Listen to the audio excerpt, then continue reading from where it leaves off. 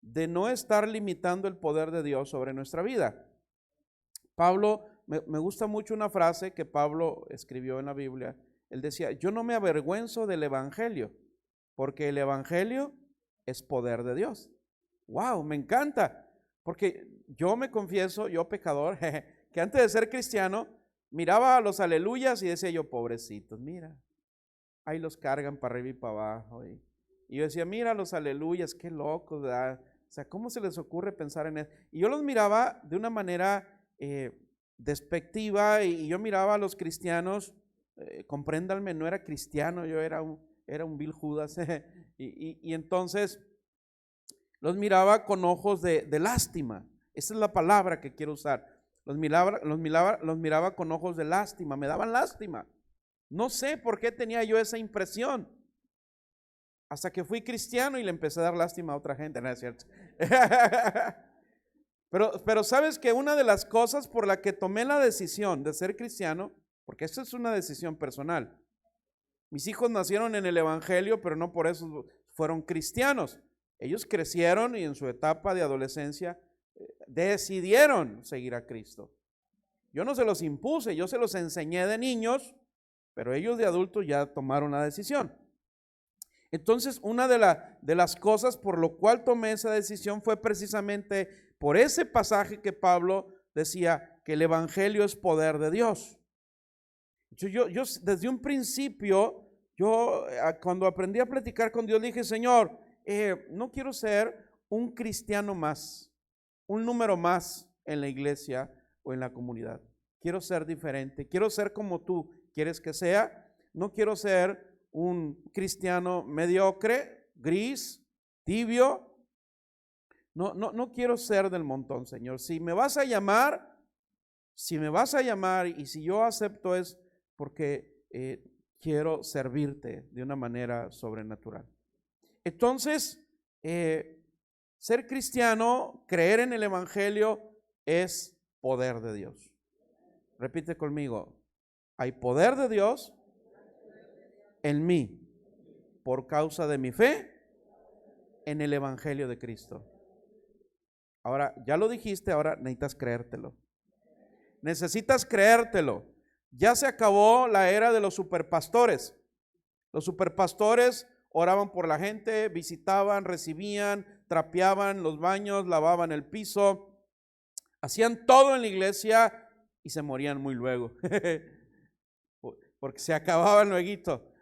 Jesús, por ejemplo, él siendo el Hijo de Dios y pudiendo hacer todo con su poder, él eligió un equipo de 12, esos 12 se multiplicaron. Entonces, ¿por qué digo esto? Porque la misma unción, el mismo poder que había en Jesús, ahora está en la iglesia. Por eso dijo, el que cree en mí, las cosas que yo hago, aún mayores las hará. Eso significa que por mi fe en Cristo, ese poder que el Padre le dio a Jesús, ahora está en la iglesia. Ahora, iglesia, ese poder no es nada más del pastor. El pastor no los va a salvar. El pastor es el más tronado de toda la iglesia. Por eso nos ponen enfrente, para que nos dé vergüenza. ¿Sí? ¿Sí? La iglesia es un hospital de gente enferma que venimos a sanar, y a veces el más tronado es el pastor. Pero por algo el Señor nos puso acá.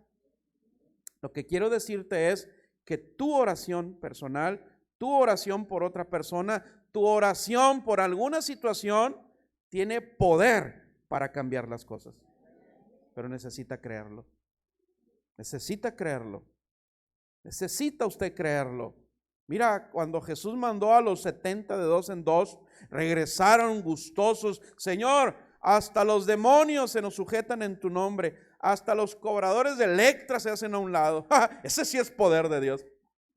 Dios bendiga a los cobradores. Es cierto, eso no viene en la Biblia. Entonces Jesús le dijo, bueno, gócense de eso, pero gócense más porque sus nombres están escritos en el libro de la vida. Tiempo después, los mismos discípulos llegaron, Señor, allá andan 2 extraños echando fuera demonios en tu nombre. ¿Qué les hacemos? No los conocían. Los discípulos vieron a otras 2 personas que no conocían echando fuera demonios de la gente en el nombre de Jesús. ¿Qué hacemos con ellos? Y Jesús les dijo, nada, déjenlos. Si no están contra mí, están conmigo. ¿Por qué? Porque el poder de Dios se desata en el nombre de Jesús. ¿Sí? Y si había poder en la oración de aquellos dos extraños, era porque eran hijos de Dios. ¿Por qué? Porque alguien que no es hijo de Dios, aunque use el nombre de Jesús, no sucede nada. No sucede nada. Pasó con 6 muchachos que quisieron hacer lo mismo que Pablo. Y le dijeron al demonio que estaba en la persona: te reprendemos en el nombre de Jesús del que predica Pablo. O sea, un hijo de la hermana de la criada de alguien que trabajó hace 8 años con un compadre. Y el demonio que estaba dentro de la persona le dijo a los muchachos: bueno, yo sé quién es Jesús, yo sé quién es Pablo, ¿y ustedes quiénes son? Traducción sonorense: ¿qué pitos tocan en esta banda? O en Sinaloa dice: ¿qué vela tienen en este entierro? Y les pegó una pela. ¿Por qué? Porque no eran hijos de Dios. Y al no ser hijo de Dios, aunque usen el nombre de Jesús, el poder no se desata. Entonces, lo que hemos estado aprendiendo ya hace varios domingos es que hay un problema en los cristianos, que a veces limitamos el poder de Dios. Limitamos el que el reino de los cielos se manifieste en nuestra vida. Y la promesa de Deuteronomio 28 al final de la lista de bendiciones es que Dios nos quiere dar autoridad como cabeza. Ahora, si usted quiere ser cola, pues procure ser cola de león y no de ratón. Por lo menos ya estamos en el león. El león de la tribu de Judá, que es Jesucristo. Amén. Porque ya estando en el león, aunque sea en la cola, podemos ir madurando, creciendo hasta llegar a la cabeza. Entonces, el punto aquí es que vimos varias cosas que nos limitan de ser cabeza. Limitamos el poder de Dios, las responsabilidades cotidianas, las rutinas. ¿Qué más hemos visto? Que nos estorban para ser cabeza y no cola. Las limitaciones que creemos que tenemos. Eso también detiene el poder de Dios en nuestra vida. Hemos visto ya varios puntos. El último que vimos empezamos a ver, fue la culpa. La culpa en el corazón de un cristiano limita el poder de Dios.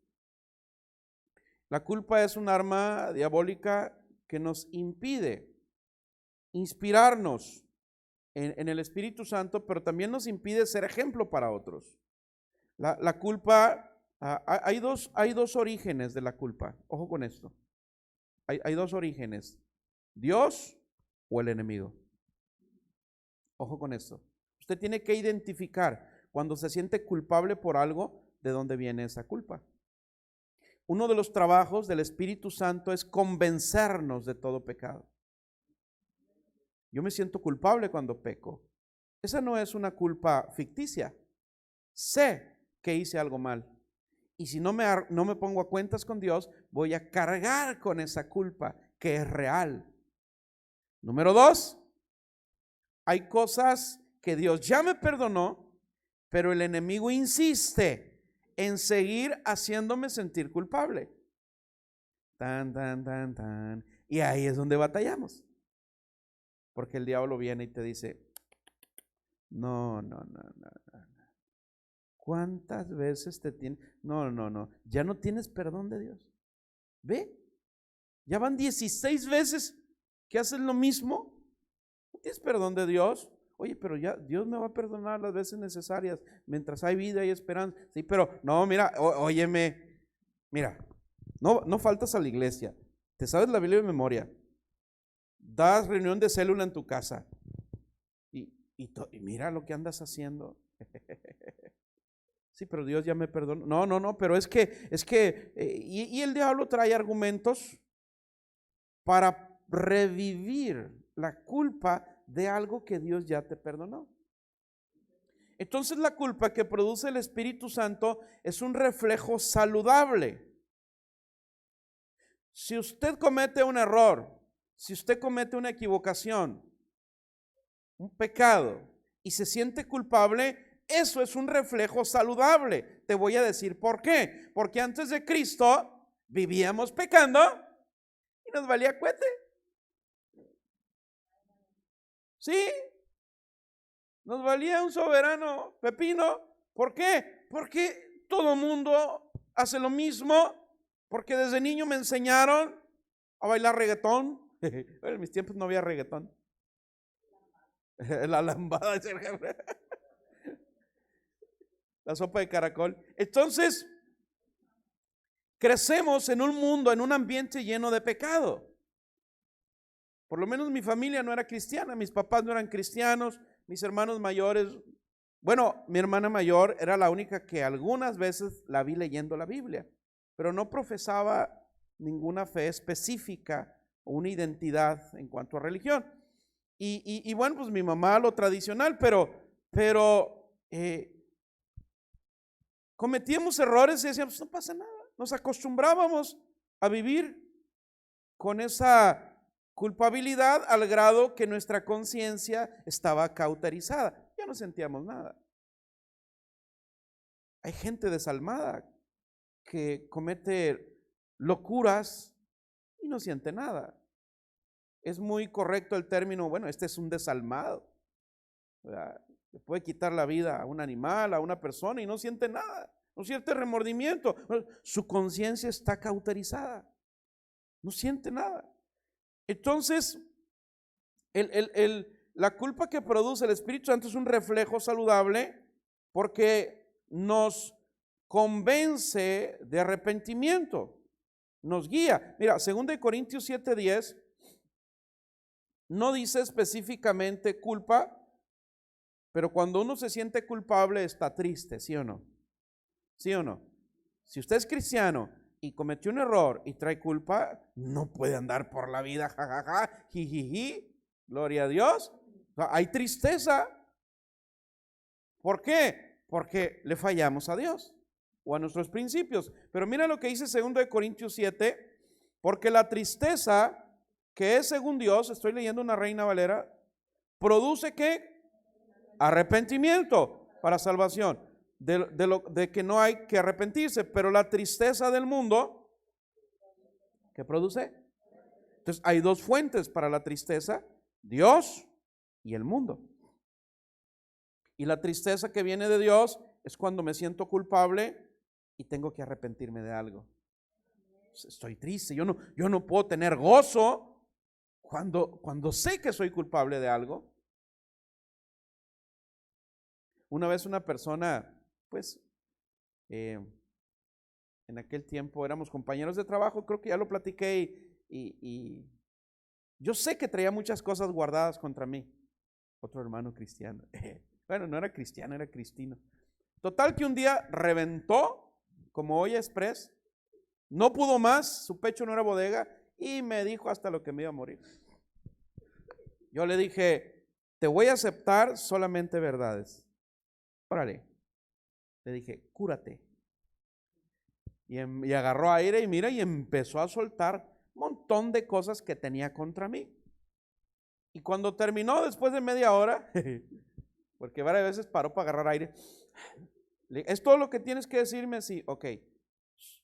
Soy culpable de esto, de esto, de esto, de esto. Y le empecé a enumerar varias cosas.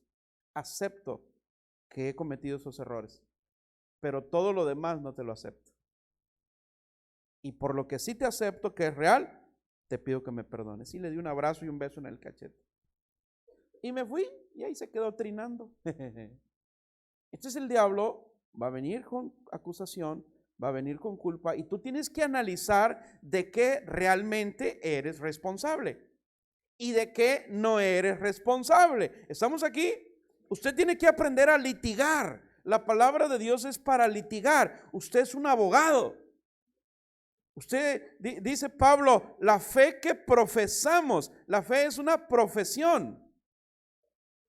Usted tiene que aprender a litigar porque el diablo siempre va a venir con argumentos engañosos. El enemigo va a venir con argumentos de mentira. Y si usted no sabe litigar con la verdad, se las va a creer. Tan, tan, tan, tan. Entonces, la tristeza que viene de Dios es una culpa de la cual me tengo que arrepentir para salvación. Pero dice, hay otra tristeza, la del mundo. Y aquí no se refiere a- al mundo físico, porque hay tres maneras de enfocar la palabra mundo: planeta, naturaleza; dos, personas que están perdidas, que no conocen el evangelio; tres, un sistema de cosas que gobierna el mundo. Entonces, hay personas en el mundo que nos producen aflicción. Hay cosas en el mundo que nos producen aflicción. Entonces, el mundo puede traer a ti o puede producir en un cristiano cierta culpa. Por ejemplo, alguien que le encantaba la farándula. Yo sé que aquí todos eran unos santos desde pequeños, pero alguien que le gustaba ir a las fiestas y ser el alma de la fiesta, y después de 8 nachos o doritos, ¿cómo dice? Después de 8 nachos. Sí, y un 24, se ponía alegre y contento y bailaba arriba de la mesa y se quitaba la camiseta y todo el mundo le aplaudía, y entonces cada vez que había fiesta iban por él, pues porque era el que prendía la mecha. Pero resulta que ahora es cristiano. No voltea a ver a nadie. Pajarito, pajarito, no voltee para los lados. Y entonces los que antes eran sus amigos, entre comillas, de fiesta, ahora lo buscan y, oye, no, es que ya, estoy tratando de cambiar. Sí, soy la misma persona, pero estoy tratando de cambiar. Ya no es mi necesidad de que, oye, pero tú eras el alma de la fiesta y cómo es que perdiste esa alegría. Tú no necesitabas hacerte aleluya si eras rete feliz y nunca te faltaba el dinero en la... Entonces, el mundo, las personas, el sistema del mundo trata de formarte cierta culpabilidad para volver atrás. Es una trampa del enemigo. Hay personas que la familia se vuelve en su contra porque le dicen, ya no convives con nosotros, desde que vas con los aleluyas, ya no tomas, ya no bailas, y ay sí, ay, ¿y en qué te hace eso mejor? Y hay un bombardeo tremendo para producir culpa en el corazón de ese cristiano o de esa cristiana, hacerlo sentir culpable de poner a Dios por encima de la familia, que es el primer mandamiento, pero el enemigo busca la manera de engancharte y hacerte volver atrás. ¿Sí me estoy explicando? Entonces hay una falsa culpa, una acusación continua, y a veces los cristianos cometemos el error de obsesionarnos tanto con los errores del pasado que nos perdemos las oportunidades que Dios ha preparado para nuestro futuro. Estamos siempre mirando para atrás los errores que cometimos, cualquiera que haya sido, recuerdos del pasado, pecados que quedaron grabados en el cerebro, en la memoria, y muchas de esas cosas nos impiden ser cabeza. Detenemos el poder de Dios en nuestra vida, pero la promesa de Dios es, te voy a levantar. Te voy a levantar. Si escuchas atentamente estas palabras, las meditas, las pones por obra, dice el Señor, te voy a levantar, te voy a poner por cabeza. Vas a dejar de caminar atrás del montón. Y tú le dices, Dios, pero ¿cómo? ¿Qué no ves el carácter que tengo? Que a veces me pongo endemoniado. Que a veces me pongo medio loco, Señor, y pierdo la cordura. O sea, ¿cómo lo vas a hacer? ¿Cómo lo voy a lograr? Y ahí es cuando el Espíritu Santo nos recuerda a Pedro, por ejemplo, a David.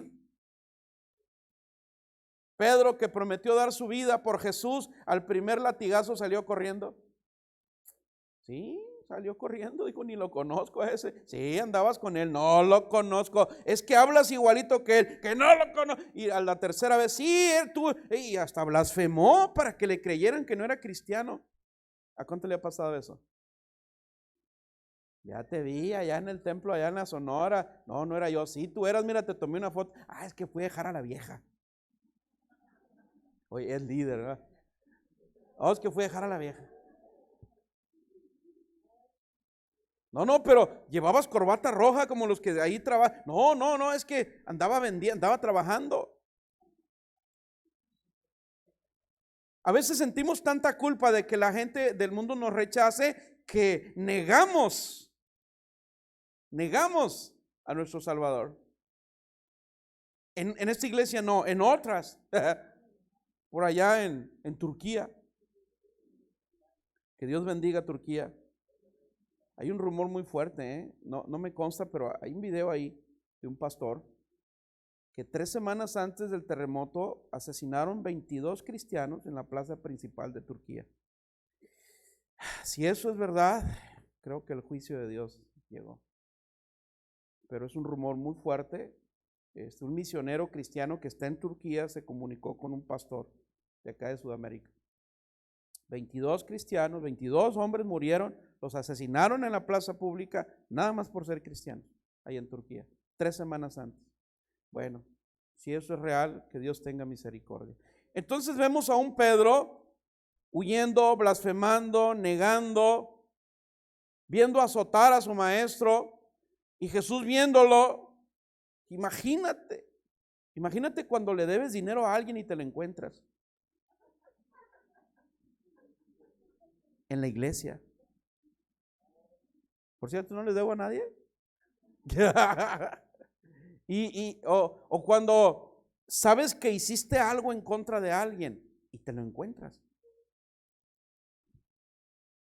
¿Ya? Te escondes debajo del hombro. Pero ¿cómo se sentía Pedro cada vez que Jesús, siendo azotado, volteaba a verlo? Y yo creo que Pedro estaba en la mente orando, que no diga nada, que no diga nada, que no diga nada, que no diga que soy su discípulo, que no diga me van a matar. Pero yo creo que la mirada de Jesús, lejos de acusar o de culpar, era: Pedro, no te preocupes, no voy a decir nada, estamos juntos en esto. Yo dije que iba a morir por ti, no te voy a implicar en esto, tú tranquilo. Pero a veces la culpa me hace perder de vista la bendición de Dios. Ese es el problema. Tal no era acusación de Jesús hacia Pedro, que lo negó 3 veces, que cuando resucitó fue y lo buscó. Pedro andaba pescando y 3 veces le preguntó: Pedro, ¿me amas? Sí, Señor. Pedro, ¿me amas? Sí, Señor. La 3ª vez: Pedro, ¿me amas? Y ya le caló a Pedro y le dijo: Señor, tú conoces mi corazón, no te puedo engañar, apacienta mis ovejas. Las 3 veces que Pedro lo negó fueron las 3 mismas veces que Jesús lo restauró, porque Jesús sabía que en el corazón de Pedro había culpa. Sí la regó, era una culpa sana. Malo que Pedro anduviera chiflando y diciendo gloria a Dios, aleluya, después de lo que hizo. Por eso Jesús va y lo restaura. No cargues con tus errores pasados. Más bien carga tu cruz y síguelo. Y en su momento Él te va a restaurar. ¿Estamos de acuerdo? Pedro le dijo: yo ya te perdoné por esto. No voy a perder las esperanzas contigo, Pedro. Aunque me hayas traicionado, estamos juntos en esto. Cuando te llamé, Pedro, yo ya sabía que me ibas a fallar, porque el Señor todo lo sabe. Cuando eligió a Pedro, ya sabía que lo iba a negar 3 veces. Cuando escogió a Judas, ya sabía que lo iba a traicionar. Jesús ya lo sabía. Por eso le dice: Pedro, no te preocupes. Yo ya sabía que tu fe iba a colapsar. Yo ya sabía que eras tibio y me ibas a negar. Cuando yo decidí amarte, yo ya lo sabía. Por eso te voy a dar la gracia para que te levantes, quites tus culpas, porque necesito usarte, porque quiero usarte. Amén. Para que cumplas tus sueños, para que cumplas tu propósito, Pedro. Yo te dije que ibas a dejar las redes y que ahora ibas a ser pescador de hombres, y no se me olvida lo que prometo. Y cuando te lo prometí, yo ya sabía que me ibas a fallar. Así es que levántate y déjate de serte la víctima, quita la culpa de tu corazón y apacienta mis ovejas. ¡Wow! Dele la gloria al Señor. Dele la gloria al Señor. Si fallaste, vuélvelo a intentar. Haz las culpas a un lado. Si alguien te falló, dale otra oportunidad. Si Dios te la ha dado a ti, ¿por qué no dársela yo a alguien? ¿Estamos aquí? Entonces el enemigo de nuestra vida procura por cualquier medio detener el llamado de Dios a través del sentimiento de culpa, que es una de sus armas más sutiles. Y este sentimiento malsano genera inseguridad, miedo, ansiedad. La Biblia dice que el miedo trae castigo por malas acciones, ya sean reales o imaginarias, todas tienen remedio. Si cometió un error real, arrepiéntase y pida perdón. Si siente culpa por algo que no hizo, con mayor razón, sacudas el polvo, sí, camine adelante. Pedro falló, 3 veces negó a Jesús, 3 veces el Señor lo restauró. Judas lo vendió por 30 monedas. ¿Por qué Jesús no lo restauró? Porque Judas no entendió la gracia. Porque Judas, dicen que Judas se arrepintió, por eso se quitó la vida. No, a Judas lo mató el remordimiento. Judas confundió el remordimiento con arrepentimiento. No es igual. Alguien que tiene toda la vida con remordimientos, pero no deja de hacer lo que hace, no está arrepentido, solamente trae remordimiento y eso lo puede matar, como mató a Judas. Judas se quitó la vida por sus remordimientos, pero él, si hubiera esperado a que Jesús resucitara, Jesús lo hubiera restaurado. Restauró a Pedro. Entonces, el sentimiento de culpa aparece porque no nos perdonamos a nosotros mismos, por no creer en el poder de la sangre de Cristo cuando le pedimos perdón a Dios, y dudo de que la sangre de Jesús tiene el poder para perdonarme. Tengo dudas, por eso traigo culpa, por eso le acepto al enemigo la culpa. Y eso no es correcto, porque eso afecta mi persona, mi llamado, mi matrimonio, mi familia, mis finanzas, afecta todas las áreas de mi vida. Dios quiere que tengamos victoria sobre todo sentimientos de culpa. Hay una escritura en Hechos 7:29, hijo, donde narran la historia de Moisés. Hechos 7:29 dice: y al oír esta palabra, Moisés huyó y vivió como extranjero en tierra de Madián, donde engendró 2 hijos. Ok, muchos ya conocemos la historia, pero el caso de Moisés, tú lo puedes leer en todo el capítulo 7. Moisés nació en un tiempo de persecución,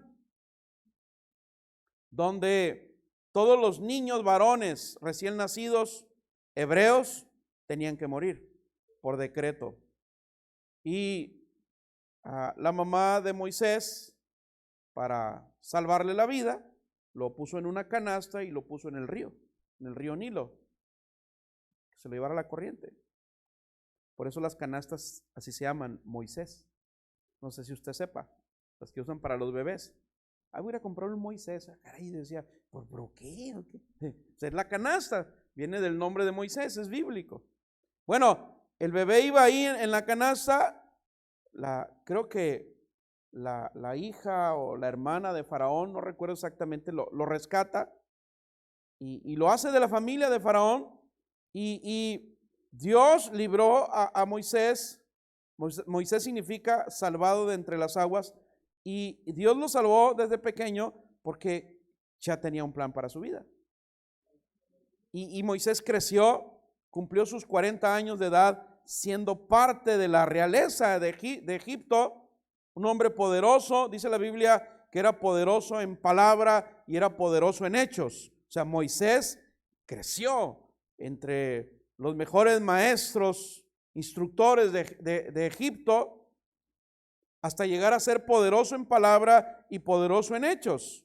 Otra Biblia dice era apto, era capaz, era competente en palabras y en obras. Ahí en Egipto era un hombre muy respetado, pero cuando cumplió 40 años cometió un homicidio. Moisés cometió un error descubrió que él era hebreo de nacimiento y cómo el faraón de Egipto tenía y torturaba y esclavizaba a los hebreos, a su pueblo, y él pensó que ya era su tiempo y cometió un error. Por defender a un hebreo, a uno de su raza, mató a un egipcio. Y no era su tiempo. El problema es que le llegó lo que leímos ahorita, las palabras del faraón es: captúrenlo y mátenlo por haber matado a un. Entonces Moisés tuvo que huir. 40 años anduvo huyendo en el desierto, escondiéndose del enojo del faraón. Imagínate. Entonces, dice la Biblia, si tú sigues leyendo ahí ya en tu casa, en todo el capítulo 7, que Moisés huyó a una tierra que se llamaba Madián.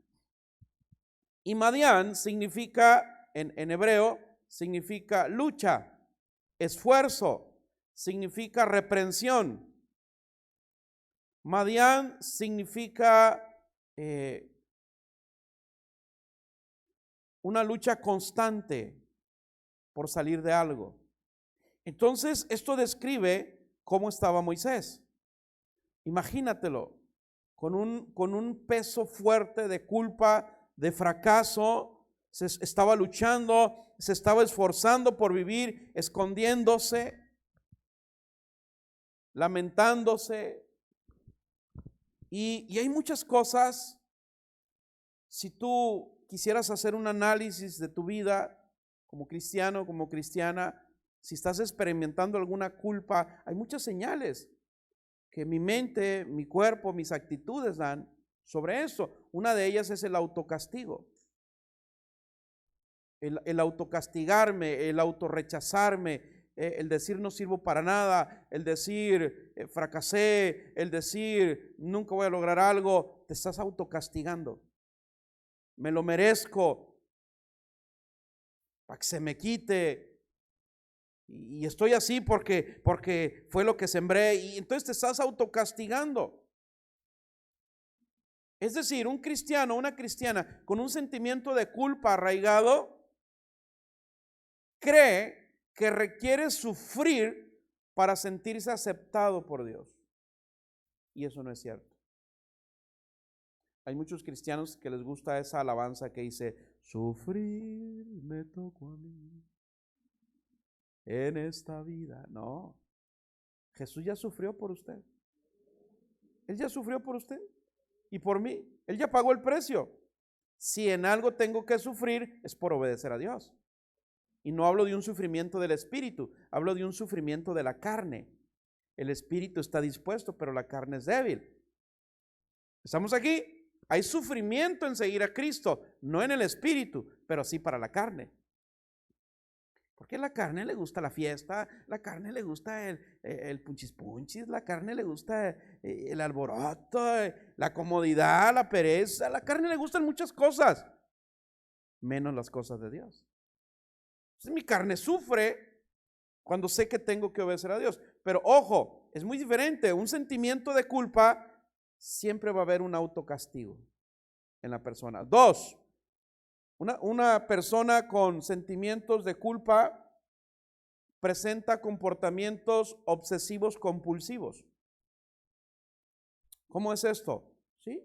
Hay una tendencia a anestesiar su conciencia en el alcohol, en las drogas, en aventuras sexuales, reales o virtuales, en exceso de trabajo o exceso de alimentación innecesaria. Es muy importante que analicemos nuestra vida. Sí. Dios quiere sanarnos. Dios quiere restaurarnos. Hemos tenido la gracia, la gloria de Dios de visitar centros de rehabilitación donde psicológicamente se les diagnostica a los pacientes comportamientos obsesivos compulsivos y les dan técnicas de respiración, técnicas de esto, técnicas del otro, muchas respuestas o técnicas humanas, pero lo único que los sana es cuando desaparece el sentimiento de culpa. Y eso solamente lo hace Dios. ¿Ok? Que me disculpen mis hermanos psicólogos, pero eso solamente lo hace Dios. Que me disculpen los psiquiatras, son una bendición, pero eso solamente lo hace Dios. La fe, la convicción.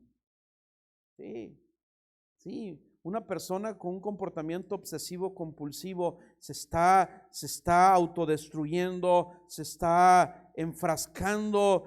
Hay personas que son adictos al trabajo día y noche, porque sienten culpa. A lo mejor no quieren llegar a casa, a lo mejor quieren llegar todos cansados para no sentir aquello. Híjole, hay tantas tragedias. Pero Dios quiere convencernos de algo.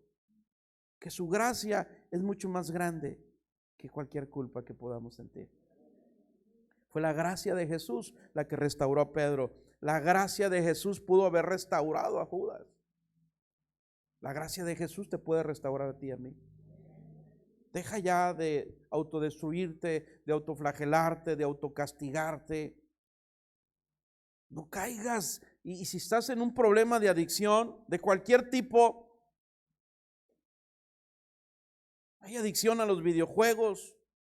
Hay personas que sacrifican tiempo que es para Dios, para su salud, por los videojuegos. Esto es real. Una adicción es una adicción. Otra señal en una persona con problemas de sentimientos de culpa, puede haber una falsa humildad. ¿Sí? La falsa humildad es cuando, no merezco esto, no, soy muy malo. No, Señor, pobrecito yo. No, yo no merezco esto, Señor. Cuidado. Puede ser una señal de un problema de culpa. Otra señal, enfermedades del alma o físicas. Eso está 100% comprobable.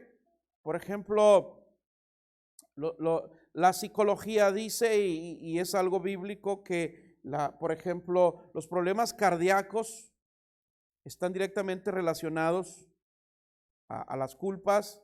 Los problemas cardíacos, los problemas de presión, falta de armonía, los problemas de artritis, huesos, coyunturas, problemas de amargura, rencor, resentimiento.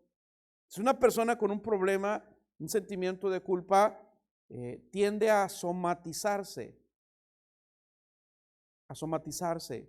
No se da cuenta, pero su mente le está jugando una trampa. Su mente le está haciendo creer que está enfermo, que está enferma, que necesita esto o aquello para sanar, y no es así. Mi mente me está jugando una trampa. Otra señal, y yo creo que es la más importante, una persona con un problema, un sentimiento de culpa, su relación con Dios se debilita. Su relación con Dios se debilita. Empieza a alejarse de Dios, deja de orar, deja de leer la palabra, deja de congregarse, se siente indigno del favor de Dios, su autoestima, sus sueños comienza a perderlos, sus capacidades comienzan a ser anuladas o comienzan a ser neutralizadas, teniendo un potencial. Ese sentimiento de culpa neutraliza ese potencial de Dios en él. Así se sentía Moisés, porque su autoestima estaba muy lastimada, porque él creía que su llamado y sus sueños, la visión que le había dado, había sido anulada por ese error que cometió, de quitarle la vida a otra persona. Moisés sintió que sus capacidades, sus talentos fueron enterrados. Él era poderoso en palabra y era poderoso en hechos, y por ese homicidio que cometió, él pensó que todo había terminado. Entonces, la persona con un problema de culpa no cree que Dios puede usarlo. No cree que Dios puede hacer en él lo que le ha prometido. Sí. Entonces, gracias a Dios que en él hay restauración. Amén. En Hebreos capítulo 4, verso 15, dice que Jesús es nuestro gran sumo sacerdote. Dice, y se compadece de nuestras debilidades. ¿Por qué? Porque Él también aquí en la tierra padeció tentación en todas las cosas y se fue tentado en todo, según su naturaleza humana, pero sin pecado. Por eso Él llegó a ser nuestro gran sumo sacerdote. Y dice que nos conviene, porque Él se compadece de nuestras debilidades. Amén. Lo vimos el miércoles pasado. Lo vimos el miércoles. Te puse el ejemplo de aquel muchacho japonés que nació sin su brazo izquierdo, ¿te acuerdas? ¿Sí? Y sus papás no lo querían dejar entrenar karate, taekwondo, porque decían los papás, no, pues no nos van a poner moro y pinto. Pero desde niño él sentía atracción por las artes marciales, desde niño, y no lo dejaban. Hasta en la adolescencia dijo el papá, pues mujer, ¿sabes qué? Pues ni modo, que se convence él solo, que no es para esto. Y anda, que empieza a entrenar, y al tiempo se convierte en campeón estatal, luego campeón nacional, y empezó y en una entrevista, oye, pues ¿cómo lograste triunfar con tu discapacidad? Es que me di cuenta de algo, cuando empecé a entrenar, la clave para derrotar a tu oponente es agarrarlo del brazo izquierdo y no soltarlo, y es victoria segura. Y pues yo soy invencible. ¿Cómo? Sí, soy invencible, nadie me puede pescar. Por eso me los pateo a todos. Ok, me encantó esa ilustración porque es tu debilidad lo que Dios quiere potenciar. Wow, así es que no te sientas menos, no te sientas fracasado, echas a un lado las culpas, porque lo que te haga falta, Dios lo completa. Cuando Jesús eligió a Pedro, ya sabía que lo iba a negar. Cuando eligió a Judas, ya sabía que lo iba a vender. Cuando Dios te eligió a ti, a mí, Él ya sabía cuántas veces le íbamos a fallar, porque Él todo lo sabe. Haz a un lado la culpa, Señor. Sorry, la volví a regar, Padre. Ya no quiero volver a hacerlo. Produce en mí un arrepentimiento sincero. A veces sentimos que Dios no nos cuida. A veces sentimos que Él me descuidó. Pero ojo con esto. Ojo con esto. Dios no se va a meter con tus decisiones. A veces creo que Dios me descuidó en algo cuando yo mismo descuidé mis decisiones. Cuando yo mismo tomé decisiones incorrectas. Papá, la volví a regar. Perdóname si te culpé a ti de algo que fui yo quien lo provocó. Entonces la culpabilidad siempre te va a querer llevar de regreso, como a Pedro, al barco. Sí, que Pedro dejó el ministerio, dijo, no sirvo para esto. Era de los 12 apóstoles, negó a Jesús, lo vio morir de lejos, dijo, no sirvo para esto. Dejó la Biblia y agarró la red y volvió a la barca. Lo único que sabía hacer. Entonces la culpabilidad siempre te va a querer llevar de regreso a la barca, pero la gracia de Dios te va a buscar. La gracia de Dios te va a buscar. Jesús buscó a Pedro porque había promesas no cumplidas en Pedro. Si tú fallaste y hay promesas no cumplidas, la gracia te va a buscar. Y en Pedro estaba en decirle, Señor, ya no quiero nada con el ministerio, déjame aquí con mis redes. O decir, sí, Señor, te amo 3 veces. Voy a apacentar tus ovejas, voy a hacer lo que me pediste. Ahí Pedro entendió la gracia de Dios. Entonces la gracia se mantiene en lo que Él dijo, que vas a ser cabeza y no cola, a pesar de tus equivocaciones. A pesar de las veces que peques o cometas el error o que te sientas fracasado. Nosotros decimos, sí, pero ya le fallé muchas veces al Señor. Y el Señor de nuevo te dice, hey, no he perdido el interés en ti. Sigo pensando en lo que te prometí. Yo te quiero diseñar, yo te quiero hacer que creas que mi diseño es que seas cabeza y no cola. Pero necesitas creerlo. Necesitas hacer a un lado la culpa. Cuidado. Mucho cuidado en recibir culpa o en acusar a alguien. Cuando tú señalas a alguien para acusarlo, 4 dedos te están apuntando a ti. Nada más uno está al frente, pero hay 4 dedos apuntando para atrás. Analiza qué es lo que hay en tu corazón. ¿Qué es lo que nos limita para que el poder de Dios fluya en nuestra vida? Los fracasos. Y déjame decirte algo, hay veces que nuestros planes tienen que fracasar para que los planes de Dios triunfen. ¿Va de nuez? Va a haber momentos en la vida en que tus planes y los míos tienen que fracasar para que los planes de Dios nos lleven a la victoria. Sí, grábate eso. Dios, ¿por qué fallé en esto? Pues porque no era por ahí. Dios, ¿por qué fallé en eso otro? Pues porque no era el plan mío para tu vida. Hola. Y a veces nos aferramos, es que lo amo. Es que era el empleo de mi vida. Es que, pues tú sabes, dijo el Señor, pero ese no es mi plan. Hay un camino trazado. Si quieres irte por una brecha, tú sabes a qué te atienes. Señor, ¿por qué me va tan mal con mi pareja? Porque tú la escogiste, no me dejaste a mí. ¿No me escuchaste? Yo tenía tu media naranja y tú agarraste media cebolla. Por eso te la pasas llore y llore. Yo tenía tu media naranja, dice el Señor, ya tenía un plan. Y tú agarraste un limón y ahí estás todo amargado, amargada. Nadie diga amén. Mateo 14:50.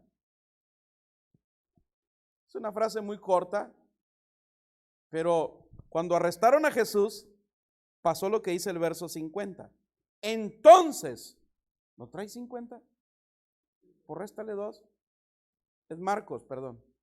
Dije Mateo, ¿verdad? Es Marcos. Entonces, todos los discípulos, dejándole, huyeron. ¿Cuándo? Cuando arrestaron a Jesús. Entonces todos los discípulos, dejándolo, huyeron. ¿Tú qué pensarías? ¿Que eso fue un fracaso? Imagínate. Imagínate, o sea. Yo le digo, Señor, ¿qué temple tienes? Les dedicó 3 años y medio, día, mañana, tarde, noche, convivía con los discípulos, desayunaba, comía y cenaba, iban al río y se bañaban, iban al monte y oraban, iban acá, se subían a la barca. 3 años y medio les invirtió de su vida y al primer azote, lo dejaron solo. Ten misericordia de mí, Señor. Lo dejaron solo. Y aparentemente eso es un fracaso para Jesús. Mira lo que un diccionario dice sobre la palabra fracaso. Se refiere, dice, embarcación que ha tropezado con un escollo, romperse, hacerse pedazos, desmenuzarse, quebrantarse. Ese es el diccionario bíblico para la palabra fracaso. Embarcación que chocó con una roca en el mar, se rompió, se hizo pedazos, se desmenuzó y se quebrantó. Sopas, perico. Entonces esto es muy adecuado porque precisamente es lo que nos ocurre cuando tenemos un fracaso. ¿Sí o no? Me encierro en el cuarto, cierro las ventanas, apago el teléfono, la tele, meto 6 bolsas de paquetaxos, 3 cocas de 2 litros. La gente se deprime, a uno se les va el hambre, a otro nos da más. No sé en qué consista. ¿Cómo te sientes? ¿Cómo te has sentido cuando has fracasado? Roto, tropezaste, roto emocionalmente, quebrantado físicamente, hechos pedazos. ¿Se ha sentido usted así? Yo sí. Varias veces. que el Señor me ha levantado de entre las cenizas. ¿Sí? Entonces, nosotros en nuestro entendimiento humano podríamos decir que la labor de Jesús con sus 12 discípulos fue un fracaso completo, porque a la hora del arresto todos huyeron, no permanecieron a su lado. ¿Alguien podría pensar así? Escuché a un líder de la iglesia tradicional a nivel mundial decir que la muerte de Jesús en la cruz fue su fracaso, el fracaso de Jesús. Yo dije, te reprendo, Satanás. Ojo con eso. No fue un fracaso. Aparentemente fue un fracaso, pero no lo fue. Al contrario, fue una victoria. Una de las últimas palabras de Jesús en la cruz es: consumado es. Y consumado es no son palabras de un fracasado, son palabras de un hombre que triunfó, son palabras de alguien que le está diciendo: papá, todo lo que me mandaste a hacer lo hice con excelencia, aquí está mi vida. Jesús no fracasó. Nada de lo que él hizo ha sido en vano. De los 12, 2, Pedro y Judas, y te voy a decir algo, Pedro y Judas eran de los más cercanos, aparte de Juan, a Jesús. Juan, Pedro y Judas eran de los más cercanos a Jesús. Pero específicamente estos dos pajaritos, Pedro y Judas, Pedro fue el único que caminó por el agua de los 12. Era el que más le creía a Jesús, era el más arrebatado, era de Guatabampo este Pedro. Porque lo que Jesús le pedía lo hacía, de llamar. Y Judas, ¿sí sabes cuál era el trabajo de Judas en los 12? Era el administrador de los ingresos de Jesús. Para los que dicen que Jesús no recibía dinero, sí recibía. La gente daba de corazón sus ofrendas, al grado que tenía que tener un administrador, y Jesús eligió a Judas como administrador. ¿Tú a quién pondrías como administrador de tu dinero? ¿A cualquier persona? A alguien de mucha confianza. Entonces Judas era el hombre de las confianzas de Jesús. ¿Y qué le hizo? ¿Y qué pasó? Lo vendió por 30 monedas. Estos dos le fallaron, uno lo negó, el otro lo vendió para muerte. Entonces, alguien puede decir, fue un fracaso rotundo, Jesús perdió el tiempo. Ahora, muchas personas, ojo con esto, estoy terminando, no pueden triunfar por causa de sus pensamientos. Hay muchos pensamientos de fracaso, hay muchos pensamientos de mediocridad. Luchan en sus corazones con sentimientos de temor, de miedo, que los incapacitan para triunfar. Y hazte una pregunta: si realmente eres un fracasado o no.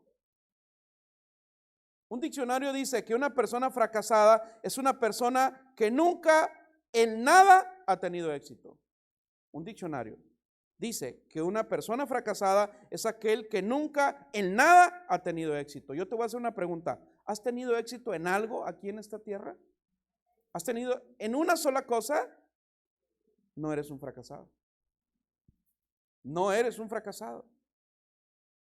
Si has tenido éxito en algunas cosas y en otras no eres un fracasado. Porque un fracasado es aquel que no ha tenido éxito en nada. ¿Eres un fracasado? No, si has tenido éxito por lo menos en una cosa, eres una persona exitosa. Ojo con esto, está la naturaleza de Dios en tu vida. Si fuera así, Dios no hubiera enviado a Jesús al mundo. Tuvo que forzosamente darle algún talento, algún don a usted y a mí para venir al mundo y defendernos ante la vida. Observe usted la naturaleza, observe la creación, la jirafa, los peces, las plantas, etcétera.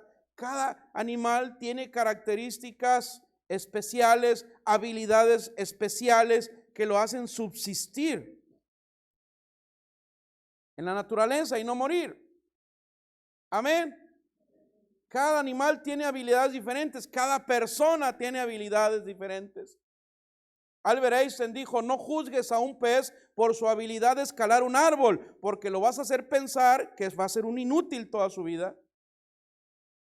Si tú tienes un hijo que reprueba matemáticas, no es un fracasado, a lo mejor es buenísimo para la historia.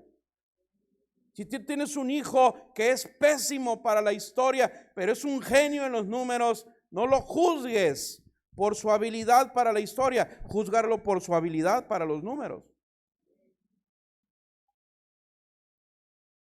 Tú no juzgues a alguien por cómo predica, si no es su llamado.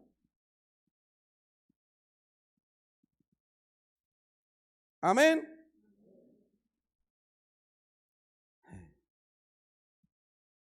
¿Sabes que a mí me han preguntado en la iglesia: pastor, ¿cómo es que escoges a esa gente para el liderazgo?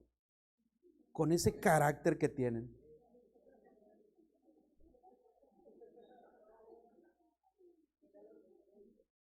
Le digo: deja tú eso. ¿Cómo es que yo soy pastor? Pero aquí en la iglesia me han preguntado: esa gente son los líderes. ¿Y cómo las escogiste, pastor? Con ese carácter que tienen. Y yo me pongo en oración y ayuno. ¿Y sabes qué les digo? No los juzgues por su debilidad. Algo bueno vio Dios en ellos.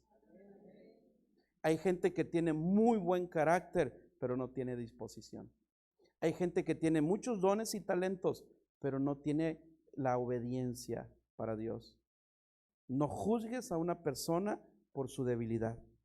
Júzgalo por el talento, por la gracia, por la habilidad que Dios le ha dado. Mírame a mí. ¿Cómo llegué aquí? No lo sé. No lo sé. No lo sé.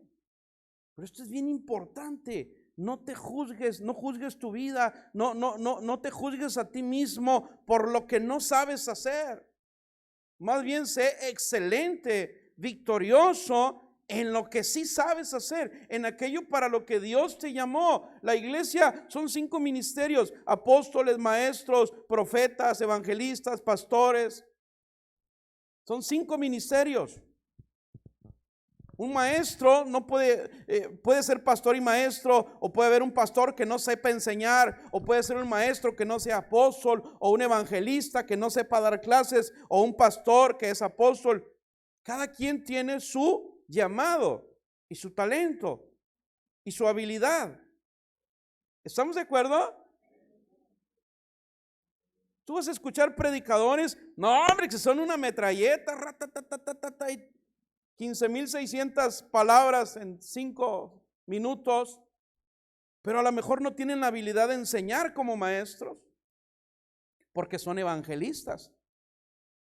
Yo conozco muy buenos evangelistas que no tienen un pastorado, no están delante de una iglesia. ¿Por qué? Porque no tienen el llamado. Entonces, tú no te juzgues por lo que no sabes hacer. Enfócate en lo que sabes. Amén.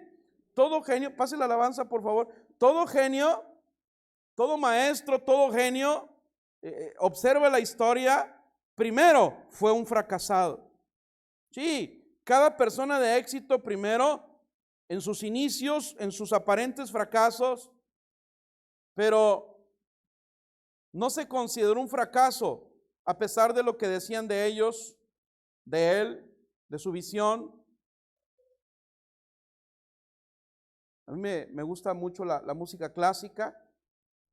Hay un autor que se llama Mozart, y en su tiempo Mozart, un emperador que estaba en ese tiempo, criticó a Mozart porque sus obras eran muy ruidosas y que no iban a tener éxito. A los que les gusta el arte de la pintura, Van Gogh, una pintura, un cuadro de Van Gogh cuesta millones de dólares hoy en día, pero cuando él estaba vivo, nada más pudo vender una, y muy barata.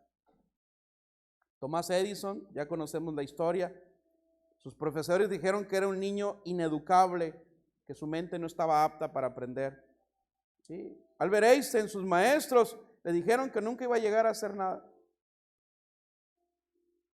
Entonces, Tú analiza la historia de los hombres ilustres, genios de la historia de la humanidad, y todos en sus inicios tuvieron aparentes fracasos. Hay un común denominador. Siempre hubo alguien en ellos que los motivara a pensar que eran unos fracasados, pero hay otro común denominador, que ellos nunca creyeron eso. Tienes dos opciones.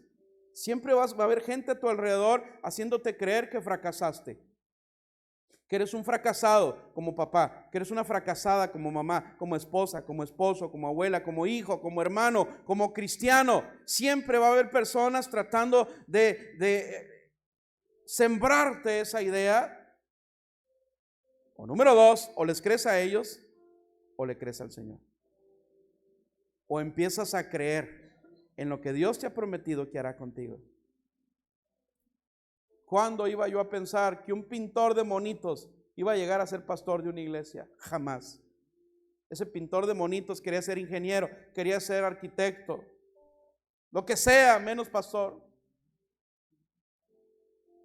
Y bueno, el Señor dijo, vas a ser ingeniero, vas a reconstruir almas en mi nombre, vas a edificar casas espirituales en mi nombre. Yo dije, Señor, está bueno. Al principio se levantaron muchas voces para hacerme creer que era un fracasado, que no iba a llegar muy lejos. Entonces, frente a la adversidad, va a haber rechazo, errores, críticas, pero todas estas personas permanecieron con su actitud en alto. Nos ponemos de pie. Mientras, si puedes ponerme, hijo, si no aquí lo leo, Hebreos 11, 33 y 34. Hay una sección de la Biblia que se llama la sección de los grandes héroes de la fe. ¿Cuántos aquí quieren ser héroes de la fe? ¿Quieres ser un héroe de la fe? ¿Sí? ¿Quieres ser un héroe? Ahí te van los requisitos para ser héroe de la fe. Hebreos 11, 33. Por la fe conquistaron reinos, hicieron justicia, alcanzaron promesas, taparon bocas de leones. 34. Apagaron fuegos impetuosos, evitaron filo de espada, sacaron fuerzas de debilidad, se hicieron fuertes en batallas y pusieron en fuga a ejércitos extranjeros. ¿Usted quiere ser un héroe en la fe?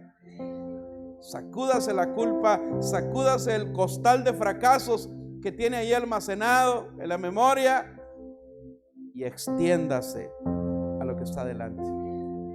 Fracasó en su matrimonio, vuelva a intentarlo. Fracasó en su empresa, vuelva a intentarlo. Fracasó como padre, como madre, vuelva a intentarlo. Siempre va a haber adversidad, siempre va a haber obstáculos, vuelva a intentarlo las veces que sean necesarias. ¿Por qué? Porque la gracia de Dios está de su lado. El Señor puso su mirada en usted. Dios no ha perdido su interés en usted. Por eso está aquí hoy. No es casualidad que usted esté aquí hoy. Dios no ha perdido su interés en usted. Hay algo que Dios vio en ti y en mí, y no es precisamente nuestra debilidad, y no es precisamente mi limitación. Hay algo, no son nuestros defectos, hay algo bueno que Dios vio en nosotros. Tenemos que descubrirlo. Tenemos que descubrirlo. Señor, ya no quiero limitar tu poder. Señor, ya no quiero ser cola, quiero ser cabeza. Quiero ser un buen padre, buena madre, buen esposo, buena esposa, buen hijo, buen hermano. Comienza a orar y comienza a decirle, Señor, en mi corazón arde la llama por adorarte, por alabarte con instrumentos musicales. Vamos, comienza a orar. Mientras escuchamos estos cantos, levanta oración, levanta oración. Levanta oración, no te quedes callado, no te quedes callado.